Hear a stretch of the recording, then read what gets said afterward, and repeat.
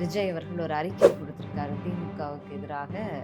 தன் நலத்திற்காக, சுயநலத்திற்காக அடகு வைத்து பாஜக காலில் விழுந்து விட்டது திமுக. தாவேகா கொடுத்த மனுவையே அவங்க ஏத்துக்கணும். முதன்மையான கட்சிகள் எதுவோ அந்த பார்ட்டியை மட்டும் தான் நாங்கள் ஏத்துக்குருவோம் அப்படின்னு சொல்லி அந்த வழக்கை திமுகவின் வழக்கை தான் கையில் எடுத்து அவங்க நீதிமன்றத்தில் வாதாடுறாங்க. அப்ப அந்த இடத்துக்கே ஒரு இன்னும் இது குடும்பத்துல கோச்சிட்டு போறவங்களும் திரும்ப குடும்பத்துக்கு தானே போறாங்க. திமுக பாஜக ஒரே இருங்க, இல்ல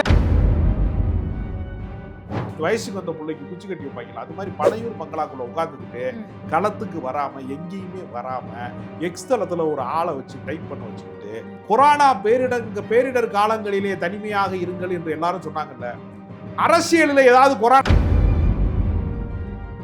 ஜனநாயகன் ஷூட்டிங்ல இருக்கிற ஒருத்தர் அரசியல்ல இருக்காருன்னு நம்ப சொல்றீங்க. அவர் ஷூட்டிங்ல இருக்கிறாரு, அடுத்து டப்பிங் ஒர்க்ல இருக்காரு, அது முடிச்சுட்டு அதுக்கான போஸ்ட் ப்ரொடக்ஷன் ஒர்க்ல இருப்பாரு, அது முடிச்சுட்டு பட ப்ரொமோஷனுக்கு வருவாரு.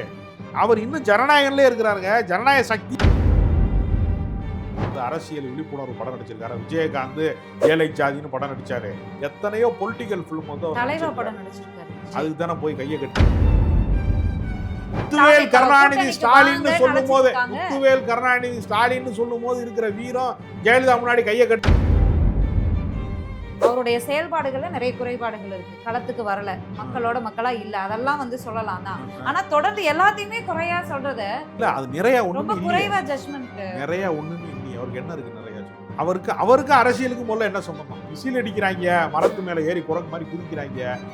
இவருக்கு பின்னாடி இருக்கிற கூட்டங்கிறது ஒரு குரங்கு